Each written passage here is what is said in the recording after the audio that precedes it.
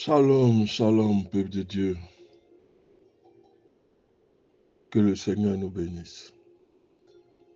Nous sommes entrés dans un nouveau mois, passé de 5 jours. Je veux prier que la bénédiction qui est attachée à ce mois s'attache aussi à ta vie.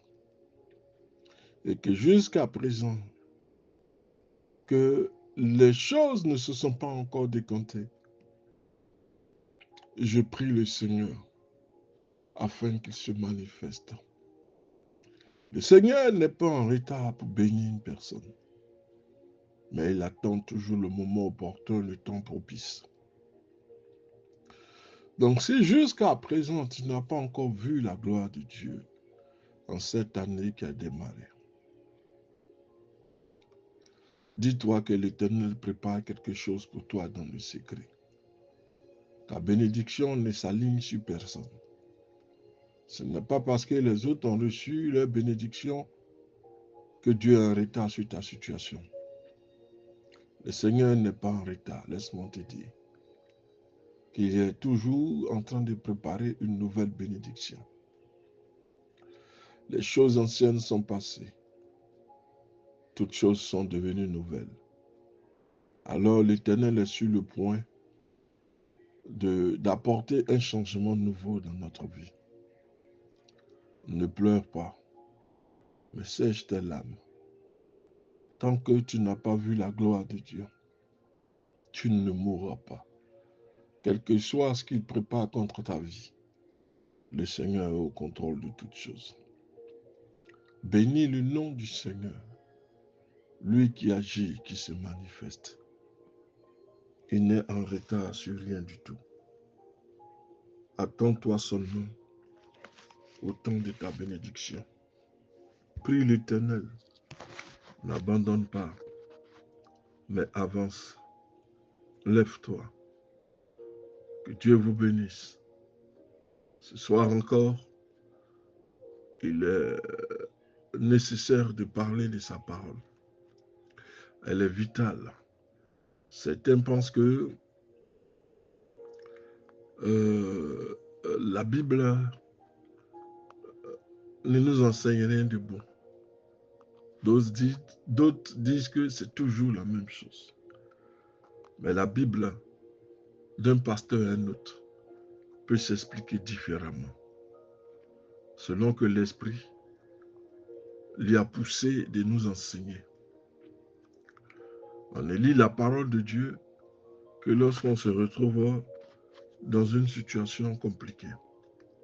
Alors on cherche à savoir l'accomplissement des prophéties. Aujourd'hui, nous allons parler de nos enfants. Comment, en tant que père, nous devons manifester notre responsabilité à l'égard de nos enfants. Psaume 127, le verset 4. Comme des flèches dans la main d'un guerrier, ainsi sont nos enfants. La Bible déclare que les parents sont comme des archers et les enfants sont comme des flèches. Parents en tant qu'archers, nos responsabilités sont les suivantes. Nous avons nos responsabilités vis-à-vis de nos enfants. Nous ne devons pas les abandonner à leur sort.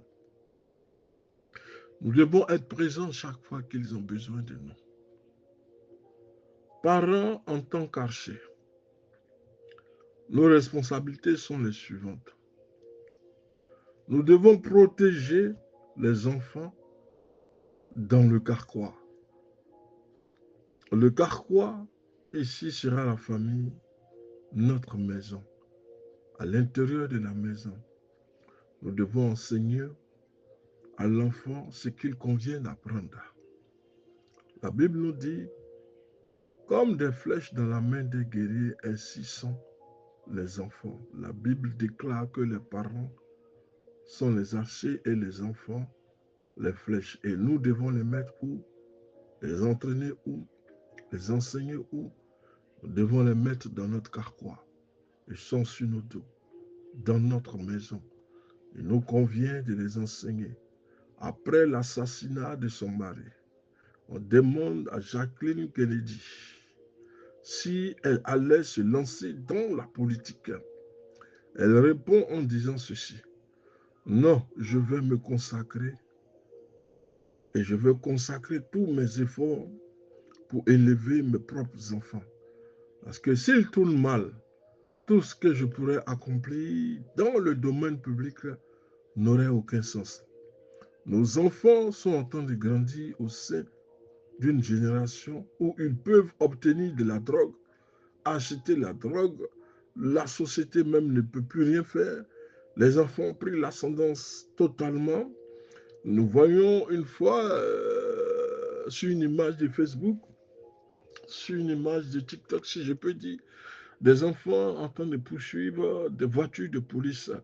Autrefois, ce sont les policiers qui poursuivaient les enfants. Maintenant, ce sont les jeunes de cité qui sont en train de poursuivre les policiers. Ils sont en train de grandir dans une société, dans une génération où ils peuvent obtenir de la drogue facilement, acheter de la drogue facilement, être eux-mêmes vendeurs, acheter des armes pour se respecter, pour faire valoir leurs droits, pour dire qui ils sont en réalité. Donc quand ils ont les armes, ils se croient forts. Non seulement ils achètent la drogue, ils consomment la drogue, ils achètent des armes. Ils peuvent aussi rencontrer des rapaces qui sont à l'affût et tout ça peut dégringoler. Ils peuvent faire des rencontres sur Facebook, sur les réseaux sociaux et cela peut provoquer une dégénérescence au niveau social. L'enfant n'a plus d'orientation. L'enfant ne sait plus que faire. En compagnie de ses amis, il peut adopter un comportement différent de ce que vous lui avez enseigné. Mais quelle que soit la situation, reprends ton enfant. Ne l'abandonne pas. Espère toujours qu'il sera quelqu'un de meilleur. Parce que ce monde-là est en train de se détruire. Les enfants sont parfois des maillons faibles. Des gosses de 10 ans, de 11 ans. C'est eux qui font la loi. Aujourd'hui, rien n'est respecté. Tout est à l'envers. Le moment est venu de mettre les choses à l'endroit. Les enfants consomment de la drogue. Ils achètent de la drogue. Ils ont des armes. Qui les procure les armes? Les armes d'assaut, des armes de guerre. Ces enfants sont en possession et font de ces rencontres. Et ces rencontres se font sur les ordinateurs. Cela devait nous faire réfléchir. Cela doit nous alarmer. La Bible affirme, un enfant livré à lui-même fait la honte de ses parents. Corrige ton enfant et l'enfant te procurera des délices. L'enfant qui obéira, l'enfant qui marchera dans les voies que tu lui as enseignées. Ne pas laisser l'enfant à la dérive. Corriger son enfant, ce n'est pas le rejeter, ce n'est pas un abandon, mais c'est pour le mettre sur le droit chemin, afin qu'il procure des délices à notre âme. Proverbe 27, versets 15 à 17. Mais nous devons faire attention. Si nos enfants ne voient pas en nous qu'une personne empressée à les juger, arrêtons chaque fois de vexer, d'invectiver, de déverser sur nos enfants des injures, des malédictions, des choses malpropres. Tu es un vaurien, tu es un enfant maudit, tu ne réussiras pas dans la vie. Non, nous devons donner confiance à nos enfants. Nos enfants, quand ils sentent que nous les soutenons, ils sont capables de produire le meilleur. Ce n'est pas parce que l'enfant a commis une erreur que nous allons déverser la bile sur lui. Nous allons dire que c'est un enfant qui a reçu une malédiction. Non. Prions pour nos enfants. Faisons en sorte qu'ils soient libres. Faisons en sorte de ne pas les juger au premier abord, mais de les encourager à sortir d'une situation dans laquelle ils se sont empêtrés. Nous ne devons pas être une personne empressée à les juger, à les critiquer, incapable du moindre mot, de la moindre gaieté. Ils feront tout pour rester loin de nous jusqu'au jour où le vrai caractère va exploser comme une bombe à retardement, parce que nous les avons rejetés. Et après, on s'attrape la tête pour dire que nous avons laissé l'enfant à la dérive. L'enfant a pris la mauvaise direction. Mais commence déjà à le reprendre, à le sensibiliser, à lui parler, à corriger, mais sans le maudire, à corriger, mais sans l'invectiver, à reprendre l'enfant. Les choses ne sont pas encore tard. Ne laissons pas les caractères des enfants devenir explosifs, comme des bombes en retardement. Non. Nous devons créer une atmosphère où les enfants pourront poser librement des questions, recevoir des réponses sensées, former en eux des valeurs qui vont les accompagner tout le restant de leur vie.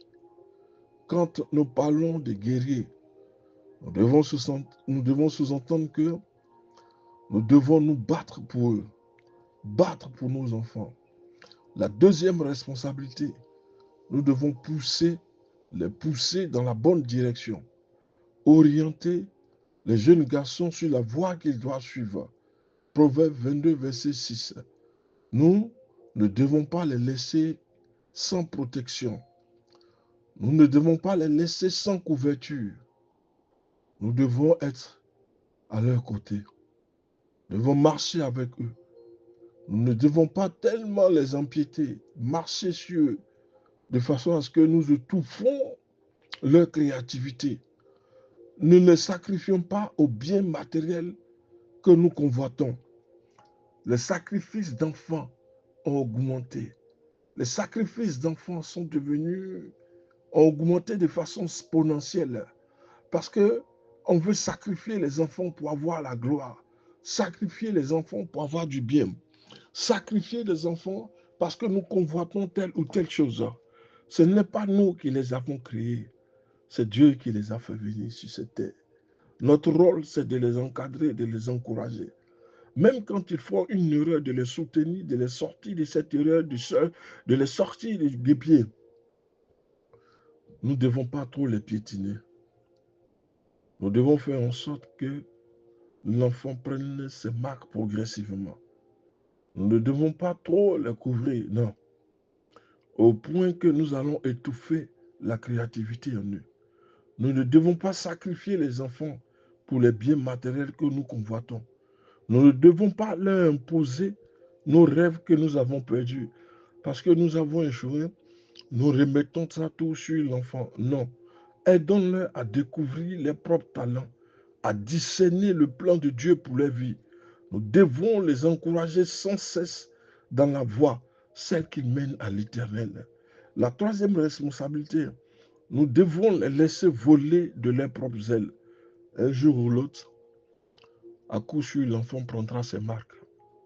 Nous ne devons pas les laisser voler. Nous devons les laisser voler, de leurs propres ailes. Ce ne sera pas trop difficile.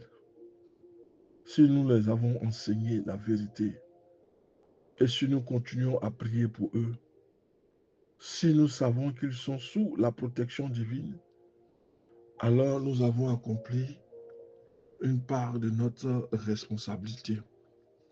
Ne les abandonnons pas. Poussons-les à la connaissance de Christ.